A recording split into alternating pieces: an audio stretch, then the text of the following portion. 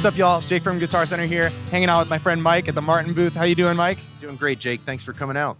Absolutely. Today we are checking out the new D-28 Billy Strings. Yeah, so we're really proud of the collaboration we did with Billy Strings. 2 models this year. You know, he's done really great work reviving bluegrass, and we have a great heritage around bluegrass. We were happy to bring him into the fold, and yeah, we've got some really interesting features here. Can you tell us a little bit about how this guitar came to be with Billy? Billy has a beloved 1940s, or 1940 actually, D-28. You know, that was kind of the target for what we were going for aesthetically, certainly. A lot of period correct features, waffle back tuners, herringbone, as you can see, spruce top, rosewood back and sides. So aesthetically, outwardly, very much a 1940s era D-28, but it's got some interesting player features that Billy wanted to definitely incorporate into his playing style. Piggybacking off of the last thing that you just said, what is going to stand out to the player once they grab that they're going to notice as a player? Typically on a dreadnought, you're going to have a longer scale, 25.4 inches, and this is actually a bit shorter at 25 inches, so it's going to have more of a triple O feel, a little slinkier when you're playing,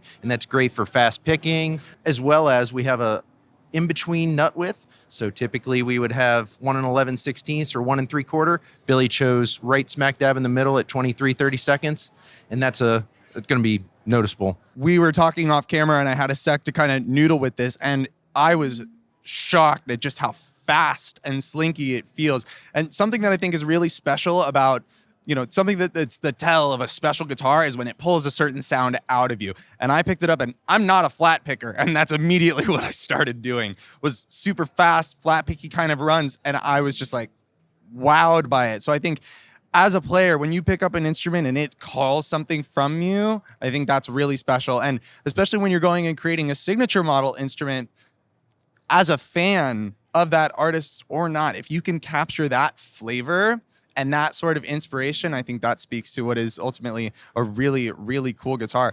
I'm also noticing there's some really striking visual appointments on this. Can you show us a little bit more and tell us a bit more about those? As I mentioned, herringbone inlay around the top and on the back, zigzag purfling, all cues to vintage D-28 specs. Beautiful grain on the rosewood, as you can see. Custom label featuring Billy's album artwork on the inside. That's fantastic. It's the little touches like that that really add to the special kind of aura of any guitar, and especially a signature guitar. Let's give this a listen.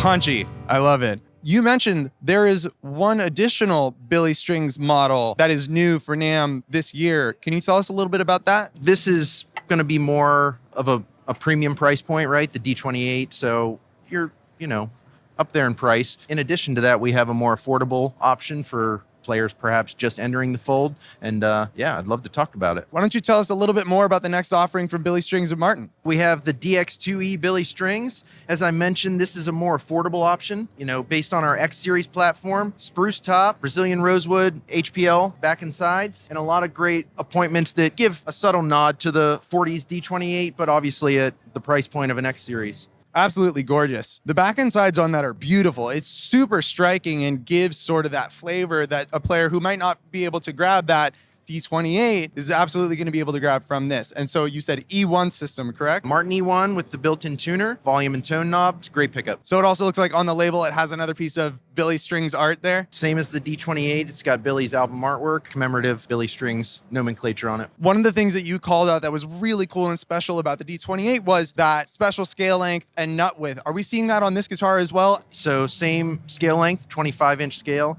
and that nice tweener nut width. So it's going to give you a more slinky, fast-playing experience, as opposed to a dreadnought being the longer 25.4 scale, triple O's, and smaller typically being 24.9. It's more in that vein. And you can immediately feel it too, kind of as we were talking about with the D-28. It has a specific character that calls for a specific sound. And I think that quality is really, really cool to be able to see at a more affordable price point. Normally, you don't get that, whoa, this is a really special instrument out of something like this, but inspired by an artist, looking at that, you know, classic, deeply inspirational and meaningful shape. Seems like this is a really, really awesome guitar, not only for the money, but just generally speaking. Couldn't agree more. The idea here is to really bring more players into the fold with Billy's exposure.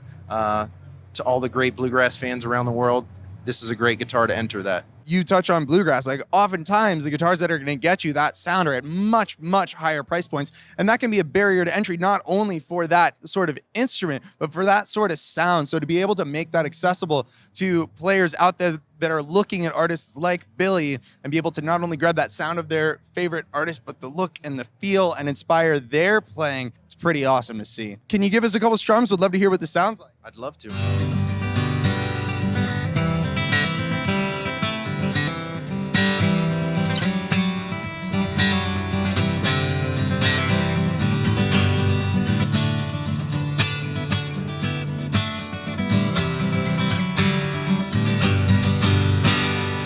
Super, super resonant too. That decay is long. Thank you so much. This is a sweet guitar. To learn more about the new Billy Strings models from Martin, head to guitarcenter.com. And if you want to keep up with all that's new from NAMM in 2025, stay tuned on Guitar Center's YouTube channel.